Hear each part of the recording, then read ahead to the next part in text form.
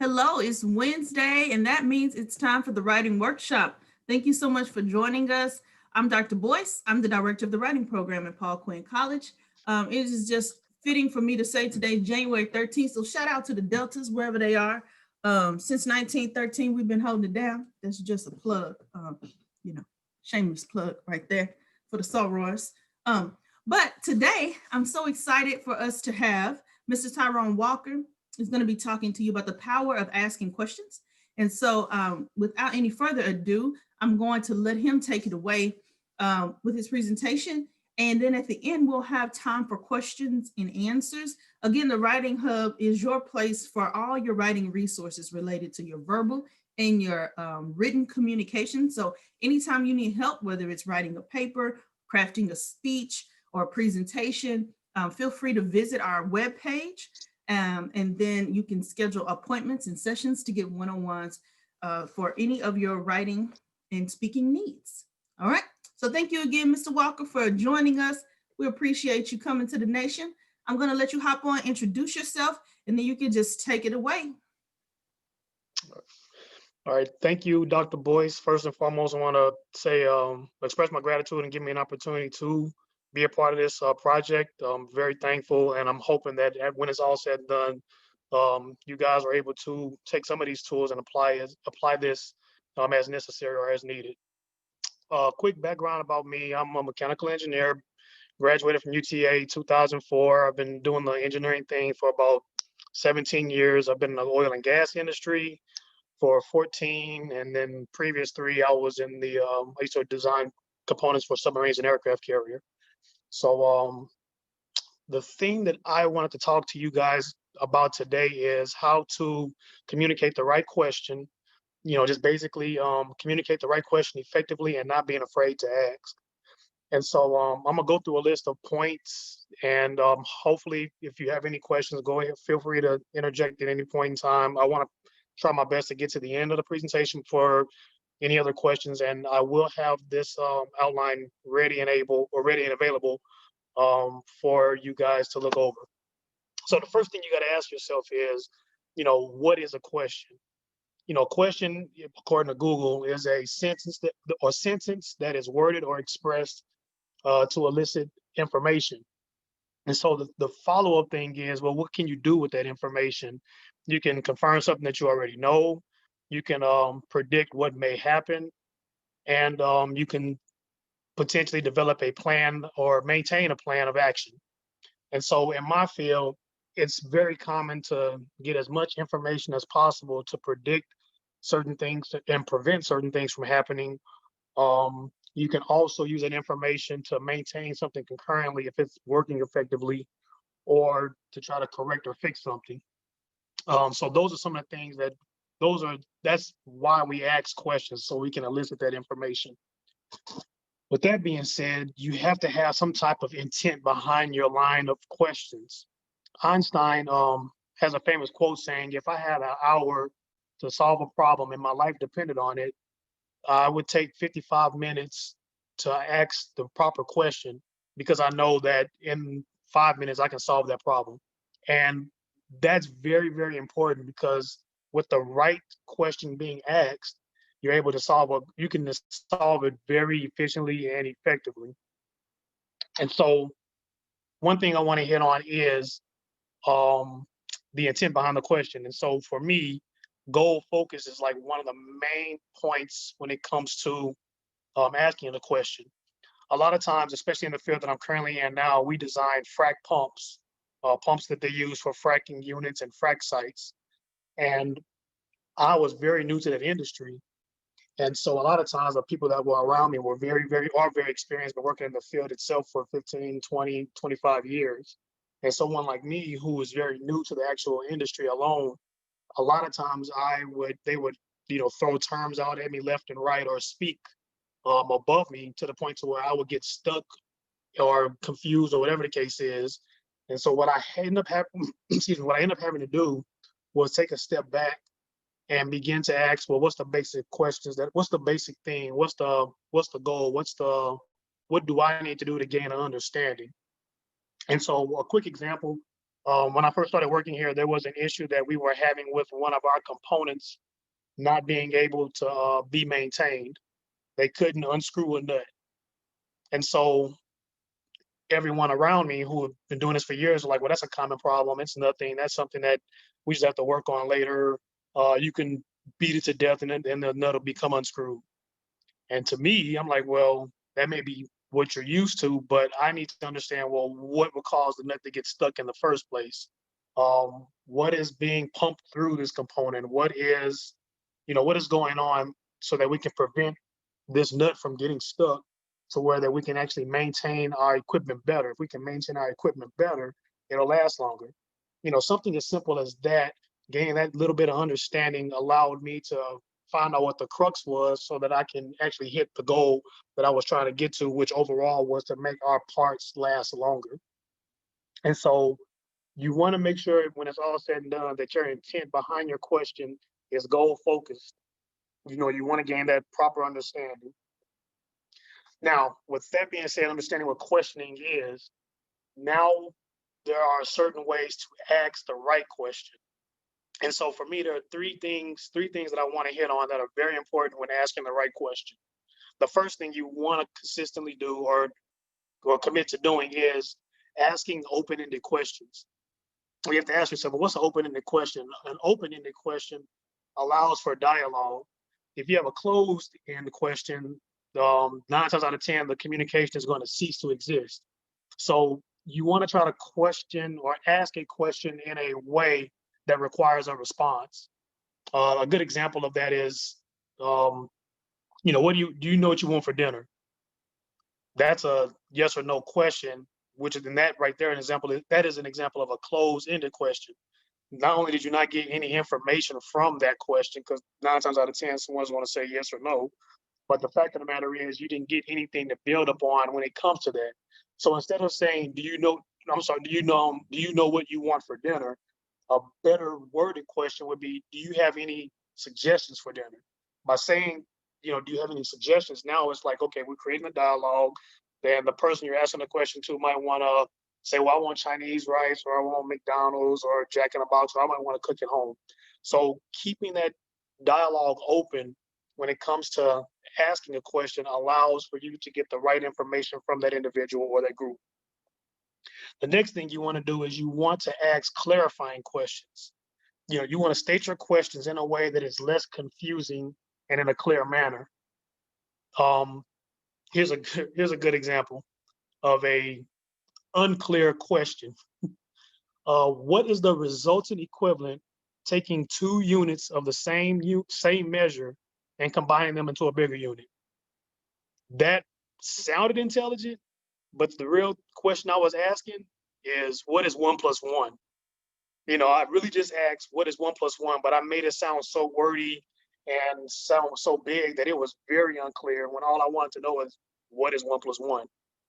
When you get in the position where you're using more intelligent words to phrase a question, you don't sound any more knowledgeable.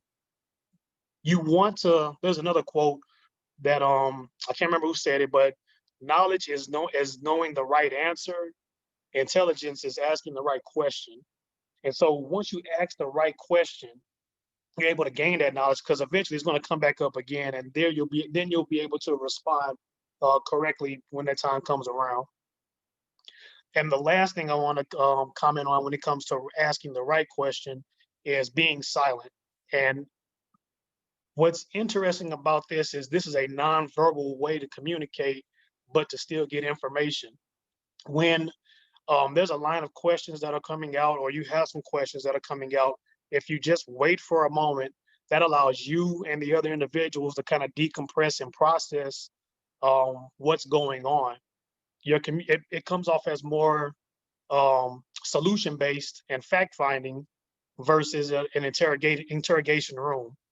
So a good example, you can say, how do we fix this? And you're asking a group of people, you say, how do we fix this? And you just sit and wait. Chances are you're going to get more responses that are fact finding versus just quick responses for the solution.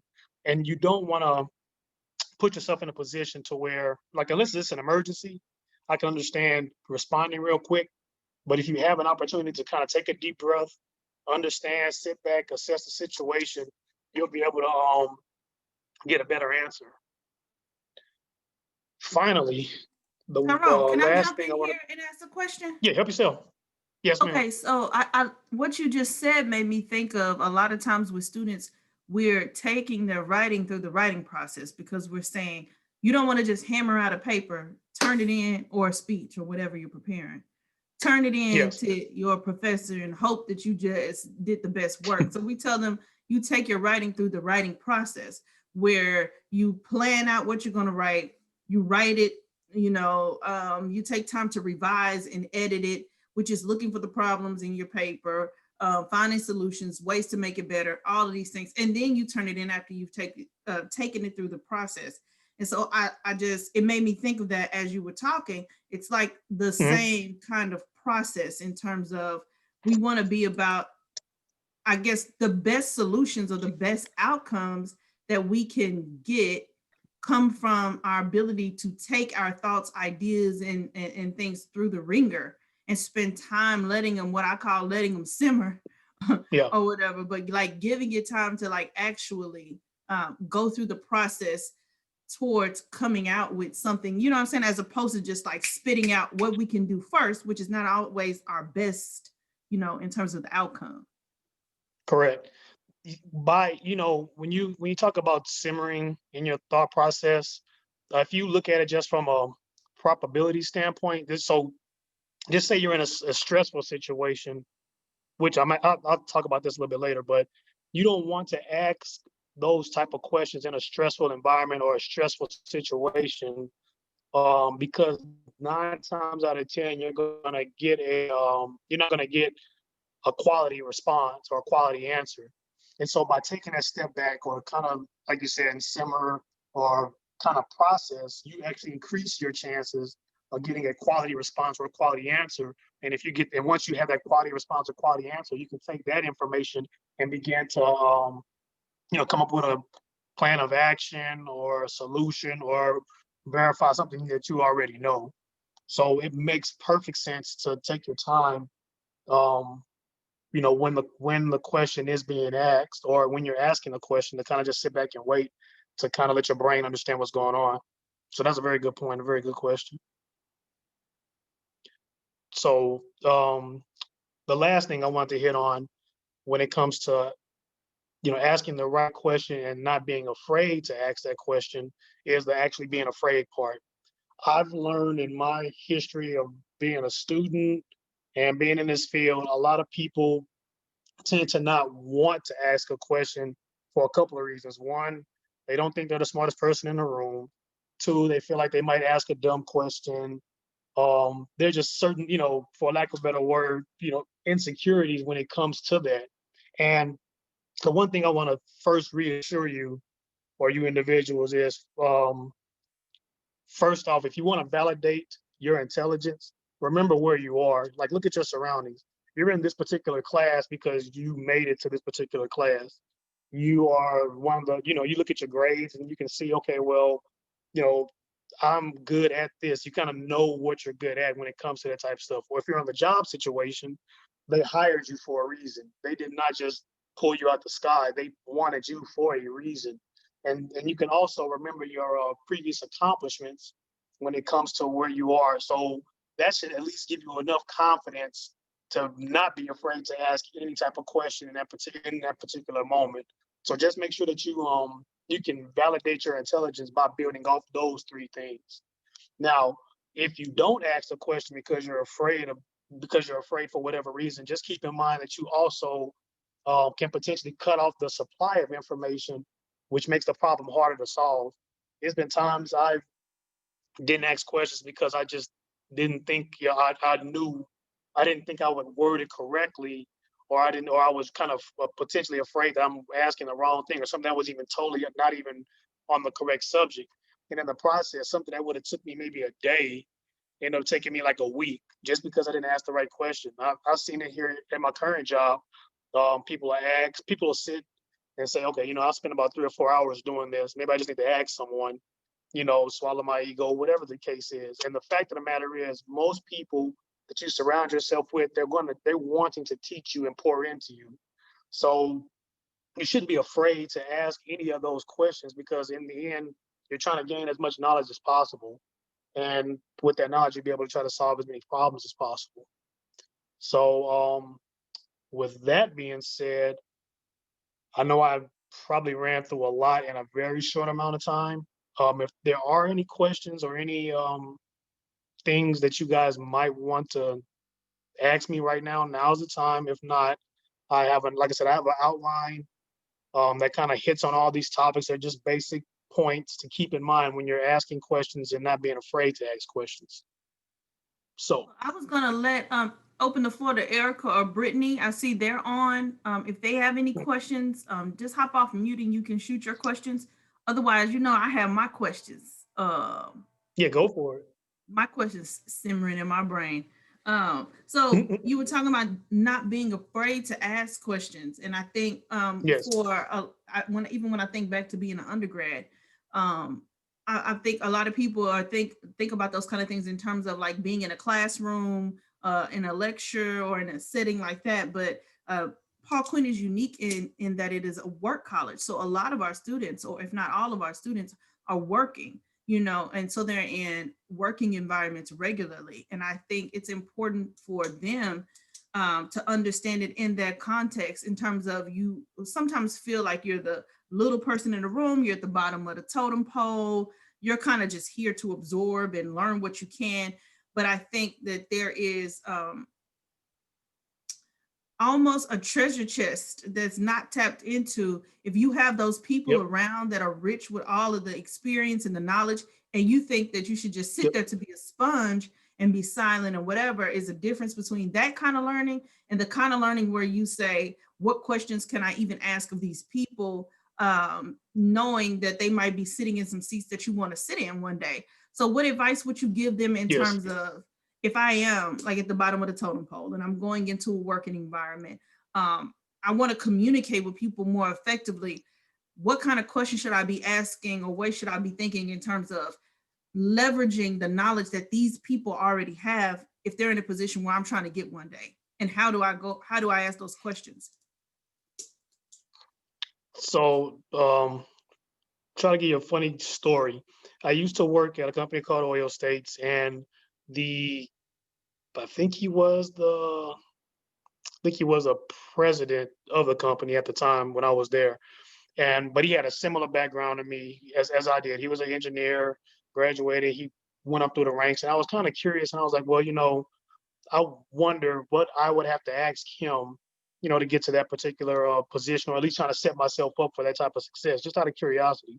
So I actually went to him, and like I said, he would always stop by my office and just check on me and ask me, just see how things are going and things of nature. And he would always remind me on how things are similar to what he was doing, that the things that I was doing was similar to what he was doing.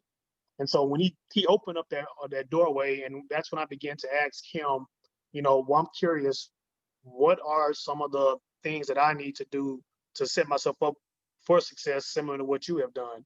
Now, the interesting thing was that I learned from that conversation was that I did need to stay at Oil States. And so, and I just learned that from his background and learning what he did to get to where he was. And so, create, like I said, initially you want to try to create that dialogue, but you want to make sure that the question that you're asking, or asking the question to where they can see that there's a somewhat benefit to them. And it's kind of, how can I put it? It's not, I don't want to say it's manipulation, but no one wants to give off their knowledge, because a lot of times most people don't want to give off their knowledge because they're afraid that they might lose their position. But if you can ask the correct question to where they can see that it's beneficial to them, chances are they'll pour into you even more. Like I said, he told me a whole lot more information than what I would have bargained for. But the takeaway was that, at least for me, the only way you're going to get to this position is A, I would have to retire. B, there were like other people that are going to have to retire, and C, you need to get some more experience someplace else. And Right. so then, and believe it or not, that wasn't bad advice. And I took that advice and kind of ran with it. So Yeah. No, that makes sense. And that's something that it takes courage to do, to go out on a limb, talk to someone about those kind of things. But it has definitely shaped your career choices and where you are now in your yes. career. And I would say that takes courage. So I remember when I was still, maybe I was a teacher, I might have been assistant principal by this point. When I was working in schools, I started doing a learning tour with all the people that Hmm. were the superintendent, the assistant superintendents, all these people. I started setting up interviews where I would just email them and say, hey, I'd love to just have 30 minutes of your time. If I could just stop by your office. I'm doing a series of interviews where I just want to know more about your leadership, blah, blah. And just having those 30 minutes or less with them, where I thought my questions out before I went into the room with those people to ask them about why they Hmm. chose this, you know, what advice they would give to an up and coming leader that was hoping to be, you know, in leadership, blah, blah. And really coming to ask the questions that would allow me to understand them, the way they thought about things. Oh, excuse me. Clearly my ringers and all. The way they thought about things, but then also what they wish they would have known when they were in my Yeah. shoes. That wisdom that they can give you is something I'm always seeking from the elders. It's like, what would you tell me? Like, what's the game? You know, put me on, always trying to Yeah. like figure it out and get it and not have to live and make the same mistakes everybody else made. You know what I mean? To try to Yep. move the process Yep. along. So I think that's awesome that you said that, but I think it also it requires a different amount of courage and forward thinking. You know what I'm saying? Just really thinking about where you want to be, who's already there, because it's easy to get advice from people like our parents who love us, but might not Yeah. necessarily be where we're trying to go, you know, loved Right. ones, whoever else. So I think it's important to try to get those opportunities. But I think what you're saying is important in terms of what questions am I going to be prepared to ask when I do get an opportunity? Because the CEO and president don't have every day to be sitting down, taking time out their No, they schedule don't. to talk Right. to you. But you have to, like, so that kind of goes back to one of my first points when it's, well, what's the goal? You Right. know, and 9 times out of 10, whatever your goal is, it's going to give you enough courage to go ahead and speak up. Because if you really want it and you want to attain that goal, you'll ask the correct question, and that'll give you the boost you need, because you're looking at the bigger picture when it's all said and done. If I want to be a CEO, or I want to own my own business, or whatever the case is, you'll find the courage because you're looking at the bigger picture when it's all said and done. That makes sense. So I got one last thing that came to my mind when Mhm. we were talking about that. I was reading a book. I read a lot of books and I wish I could remember who it was. But anyway, it was somebody that has a big company. I listened to this podcast called How I Built This. And on How I Okay. Built This, they take these CEOs of these major companies that we love, Peloton, Shea Moisture, like all these different big companies that we all know. And they run through their story. How did you start this business? What were the struggles? What were the pitfalls? Blah, blah, blah. And I heard this one person say one time in their interview that in their pursuit of success, they would talk to people like we're talking about. But when they did, they would they would treat the person. So like if a CEO or the president or whatever had agreed to, let's say, do lunch with them or something, they were like, my best Oh tip yeah. of advice to you is that you need to pay. And I was like, hold on, what? Like Yeah. I'm thinking about if you are in a company, like if you're at the bottom of the totem pole, and I ask my CEO or my president of my company or whoever, like if I could just have 20 minutes of your time over coffee.